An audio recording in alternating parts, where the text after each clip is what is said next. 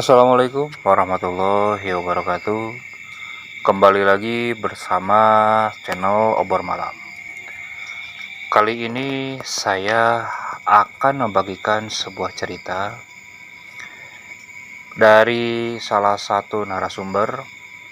Dia mempunyai pengalaman ketika dia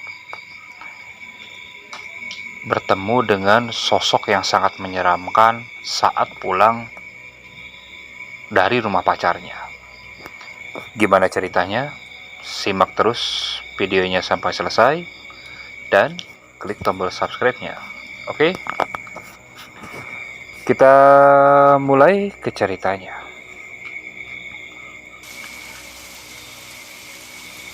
Aku mempunyai seorang teman. Bisa dibilang temanku sudah seperti saudara bagiku.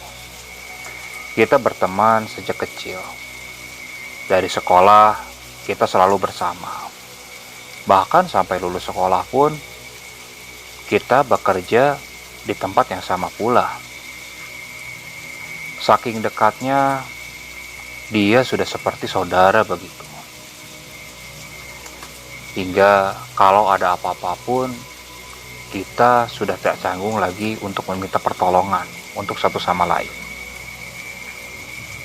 Aku masih ingat ada sebuah peristiwa. Kalau tidak salah, peristiwa ini terjadi sekitar tahun 97. Tahun 87. Kala itu ketika sore, temanku sebut saja namanya Ari. Dia menghampiri ke rumahku. Sesampainya di rumah, dia mengutarakan maksudnya. Dia bermaksud meminta tolong kepadaku untuk mengantarkannya bertemu pacarnya. Aku yang waktu itu memang sedang luang mengiyakan ajakan temanku itu. Memang alasannya cukup logis. Jadi waktu itu di daerah saya sedang ramai-ramainya terjadi perampokan atau pembegalan. Biasanya korban atau sasarannya itu orang yang melewati daerah-daerah sepi. Kebetulan rumah pacarnya Ari ini daerahnya harus melalui beberapa daerah sepi. Jadi mau tidak mau, si Ari ini bermaksud ingin ditemani karena khawatir terjadi sesuatu. Ditambah lagi, kala itu Ari tidak mempunyai kendaraan bermotor. Singkat cerita, selepas Isya, saya dan Ari pun berangkat menuju rumah pacarnya Ari tersebut. Tak lupa aku membawa sebuah pisau lipat untuk berjaga-jaga. Andai kata ada sesuatu yang tidak kita inginkan, minimal ada alat untuk membela diri. Sepanjang perjalanan, Ari mengiming-imingi bahwasannya pacarnya ini mempunyai teman yang rumahnya dekat dengan rumahnya itu. Temannya ini sangat cantik katanya. Dan temannya ini sedang ada di rumahnya. Bujuk si Ari supaya saya bertambah semangat. Saya cuma mengangguk saja. Singkat cerita, ketika sudah melewati beberapa area yang cukup sepi, akhirnya kita sampai di rumah pacarnya Ari itu sekitar pukul 8:30 malam. Sampainya di sana, terlihat pacarnya Ari sudah menunggu di teras rumah. Namun Auta melihat ada teman perempuannya, yang ada malah ayahnya dari pacarnya si Ari. parah nih anak, ngibulin nih, pikirku waktu itu. Namun sudah terlanjur sampai. Akhirnya ketika Ari mengobrol dengan pacarnya, ya aku ngobrol dengan ayahnya. Untungnya ayahnya Ari orangnya enak untuk diajak. Ayah pacarnya Ari ini orangnya enak untuk diajak ngobrol. Jadi saya tidak terlalu jenuh juga sambil menunggu si Ari pacaran. Ya saya ngobrol sama bapaknya. Banyak hal yang kita obrolkan. Hingga ada suatu topik yang menjurus ke rute yang kita lewati. Nah, Arif tadi datang lewat mana? Ini Pak, yang ngelewatin kebun alang-alang. Oh, hati-hati atuh nanti kalau pulang. Emang ada apa Pak? Seminggu yang lalu katanya ada orang yang habis dirampok di situ. Pagi-paginya ditemuin udah nggak bernyawa, malahan mayatnya disembelih. Wah, Bapak malah nakut-nakutin. Nanti saya pulang gimana dong Pak? Ya udah, kalau nggak mau pulang nginep aja di sini. Wah, ntar keenakan Ari Pak. Nih saya sendirian. Gak enak Pak ah. Lagian juga Ari kan belum sah, masih pacaran. Nanti kalau tetangga ngomong gimana? Bapak kan yang gak enak, ucapku kepada orang tua Ari. Ih, gak apa-apa, daripada kenapa-napa, ujar ayah pacarnya Ari yang merayu untuk tetap menginap. Memang benar, ketika mendengar dari ucapan ayahnya Ari tersebut, ada perasaan tidak enak yang hinggap di pikiran dan hatiku. Apa benar ya kalau misalnya ada rampok di mana? Pikirku waktu itu. Namun aku tak ambil pusing.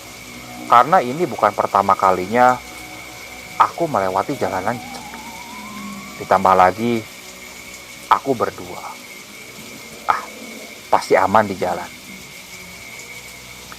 Setelah cukup lama kami mengobrol, mungkin sekitar pukul 11 lebih. Akhirnya kami izin pamit untuk pulang. Ayah pacarnya Ari ini masih kekeh menyuruh kita menginap. Ari sempat menengok ke arahku. Emang kelihatannya si Ari juga ngebet pengen nginap. Cuman melihat raut wajahku yang sepertinya ingin pulang, akhirnya Ari pun memutuskan izin pulang saja dan menolak tawaran untuk menginap tersebut. Nah Ari, pokoknya kalau sekiranya ada yang gak beres, yang nyegat, udah jangan berhenti, lebih baik langsung putar arah lagi ke sini ya. Iya Pak, doain aja gak ada apa-apa. Ya udah, hati-hati ya. Lalu kami pun mulai melajukan motor untuk pulang. Suasana di sana lumayan sepi. Bahkan tak terlihat ada orang yang lalu lalang. Mungkin hari sudah malam juga. Sepanjang perjalanan, aku cuma mengobrol bersama Ari untuk melepas sepi. Namun ketika kita mulai melewati perkebunan ilalang, si Ari mulai tampak diam. Aku juga ngerasa agak risih. Karena apa? Ketika sepi ini perasaan takut mulai melayang kemana-mana. Ri, Ri, jangan diem napa? Ngobrol atuh. Enggak. Ngobrol atuh, buka topik apaan kek? Jangan diem kayak gini. Apa ya? Terlihat Aris seperti sangat takut.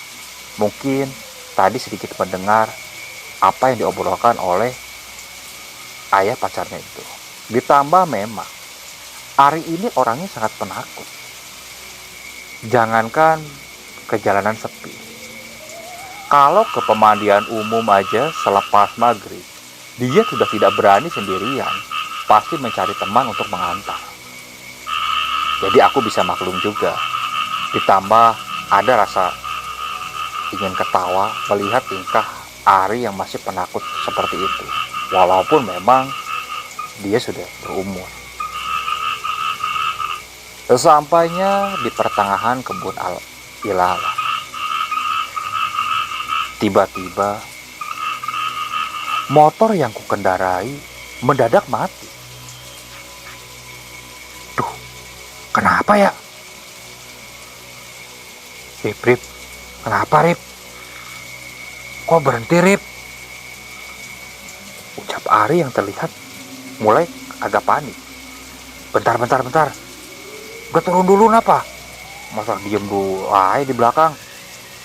Ujarku kepada si Ari. Aku pun turun mengecek kondisi motor. Ku cek tak ada yang salah dengan kondisi mesin motorku. Ku cek tangki bensinnya masih ada.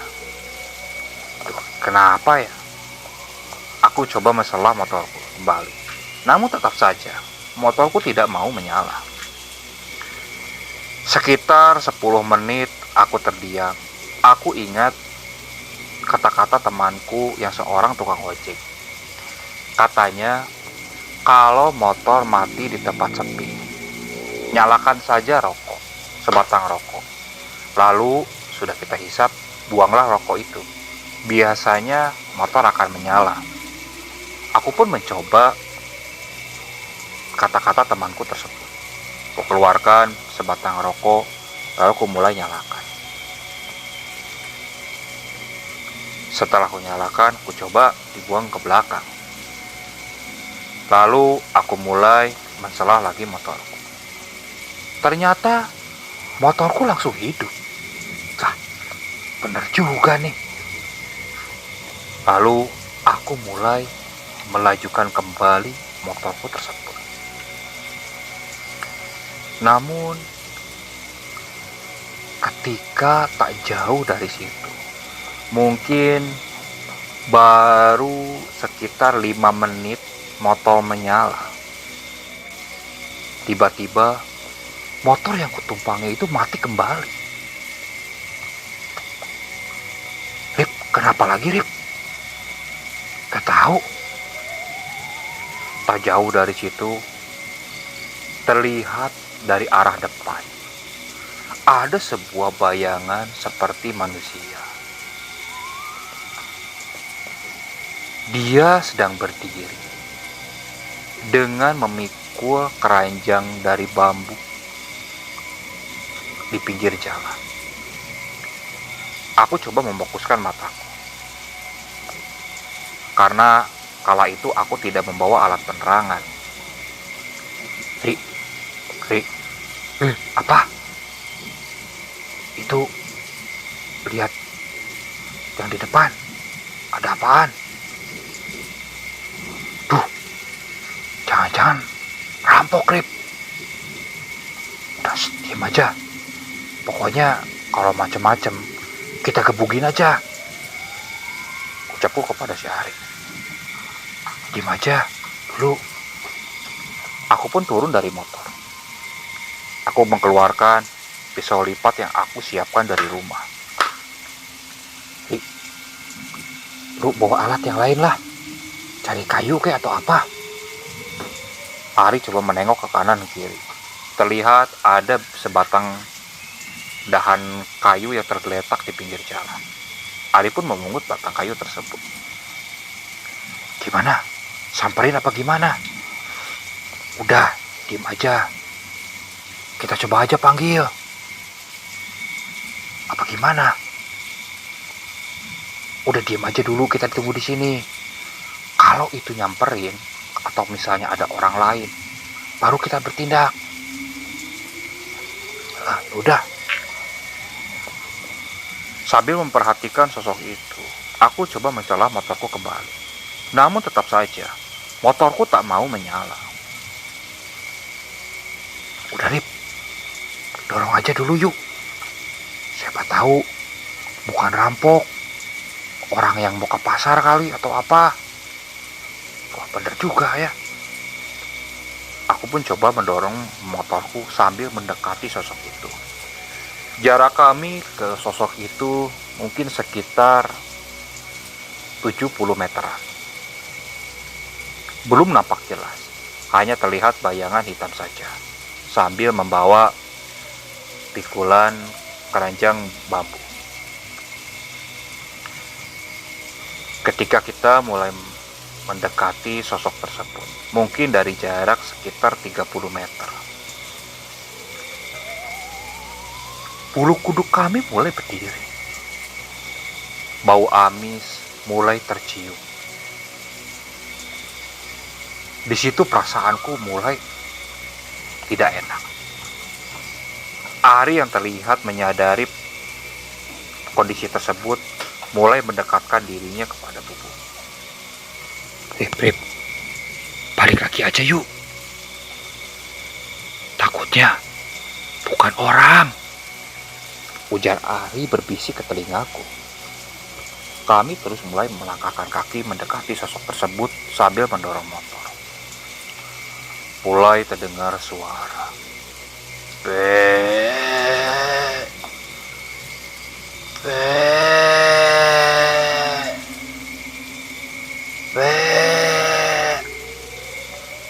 Aku lalu menghentikan langkah. Wah, ini suaranya kayak dari sosok itu, Ri. Udah yuk, balik lagi yuk, ucap Ari sambil menarik-narik bajuku. Udah diam aja, ini kayaknya berusaha nakut-nakutin kita deh. Udah kita samperin aja. Kalau kelihatan bener mau niat jahat, kita gebugin aja langsung. Ya udah yuk, gua di belakang lu ya, Rip. Udah yuk.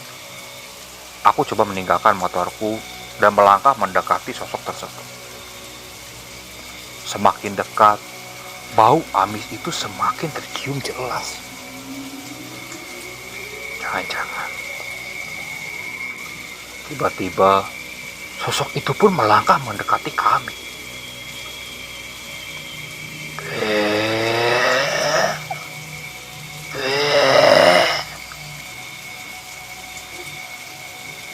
Aku lalu terdiam bersama Ari. Kayak suara kambing, Ri. Ari tak menjawab. Ketika semakin dekat dan semakin dekat, mulai tampaklah sosok tersebut seperti lelaki tua dengan pakaian serba hitam. Namun kami belum melihat jelas wajahnya. Pak, mau kemana? Pak, ucapku mencoba menanya ke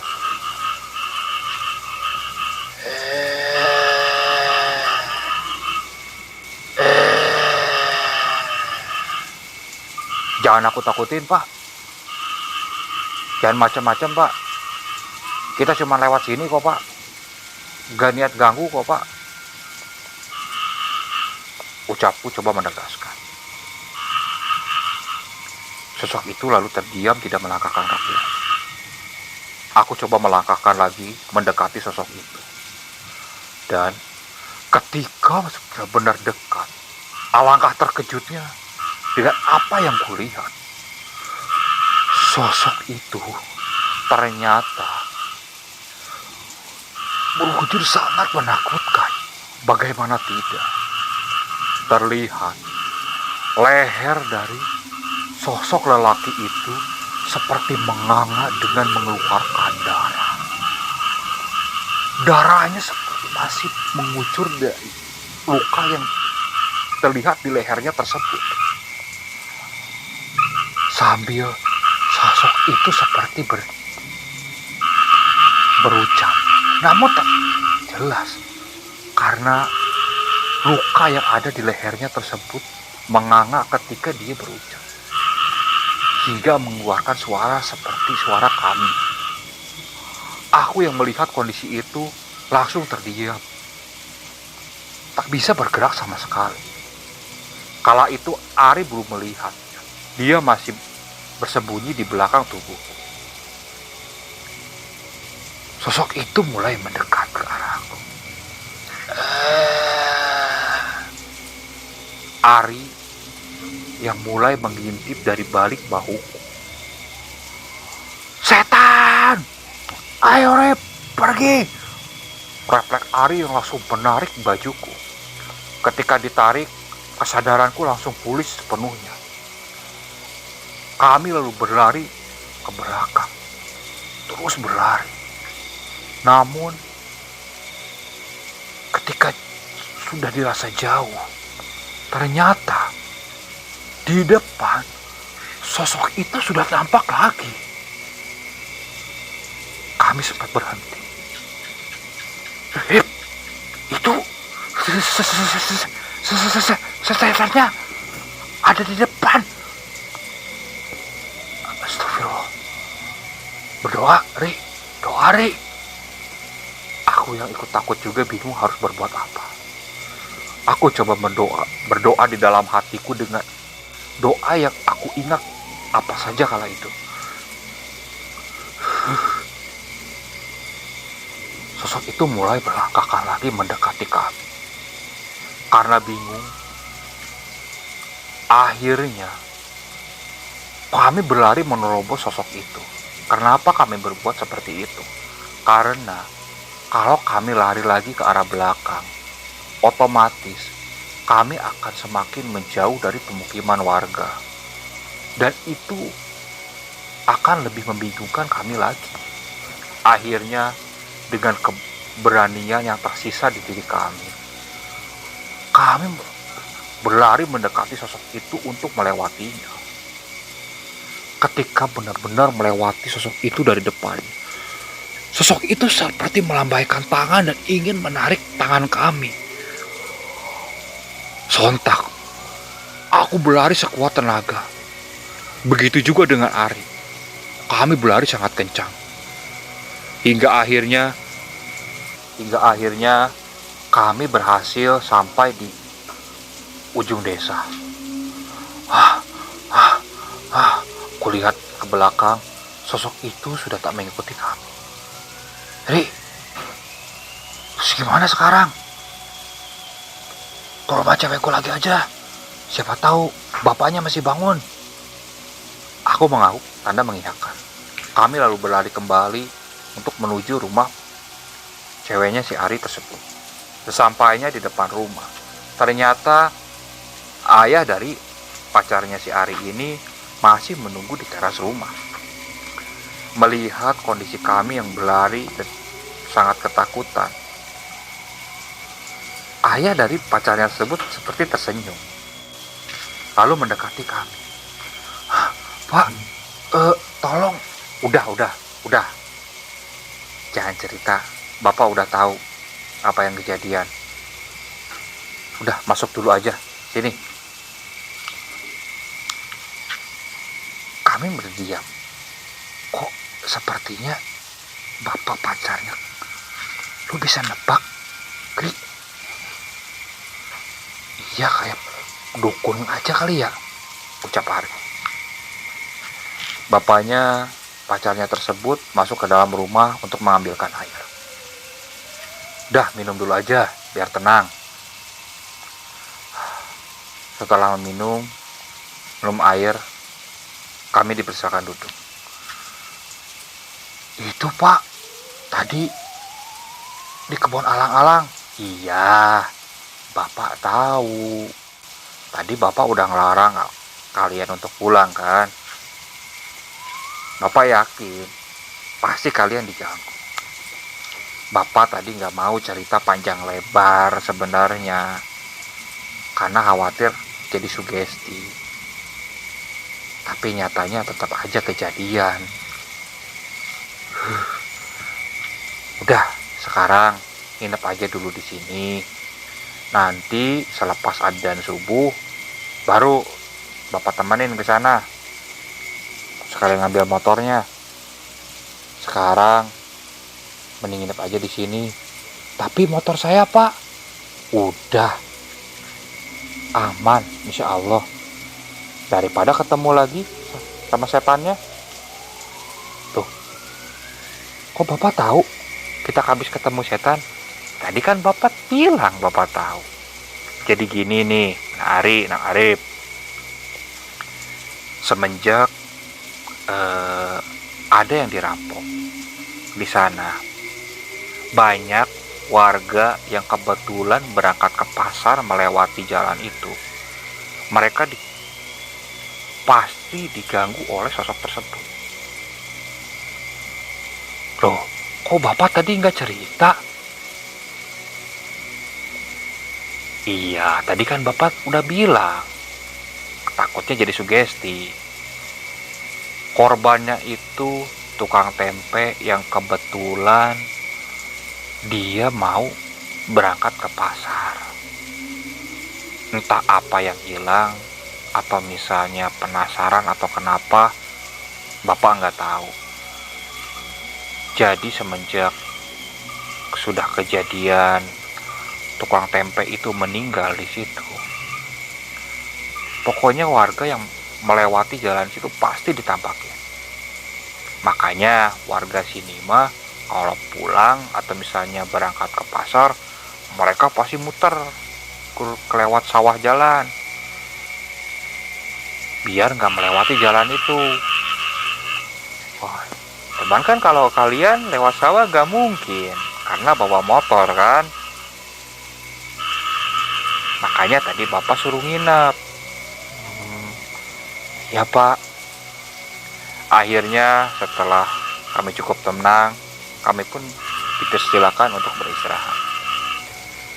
Esok harinya, pagi-pagi sekali setelah adzan subuh, kami ditemani oleh bapak pacarnya si Ari ini berangkat untuk mengambil motor yang kami yang ada di kebun ilalang tersebut. Namun ada yang jaga. Motor kami yang awalnya ada di pinggir jalan mendadak berpindah menjadi di tengah-tengah kebun ilalang, di dekat satu pohon mangga. Aku gak habis pikir, kenapa motor bisa sampai sana? Ditambah lagi, kalau motor itu didorong oleh manusia, pasti ada jejak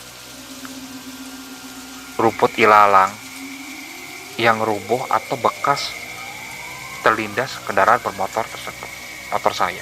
Namun nyatanya, ilalang yang di pinggiran tersebut masih utuh, seperti tidak dilewati apa-apa. Menurut bapak pacarnya si Ari ini, di mana motor saya ditemukan, disitulah korban rampok itu disembelih. Aku sangat takut. Aku juga menyarankan semenjak kejadian itu, kalau Ari main ke rumah pacarnya, jangan malam-malam, mending siang hari saja. Andai kata kalau malam mending nginep aja. Ari pun memang semenjak itu dia mengikuti saranku tersebut. Oke, sekian untuk cerita kali ini. Saya mohon maaf apabila masih banyak kesalahan dalam pembawaan cerita. Kritik dan sarannya sangat kami tunggu. Silakan kalian bisa cantumkan di kolom komentar. Oke, tetap support channel Obor Malam Assalamualaikum warahmatullahi wabarakatuh.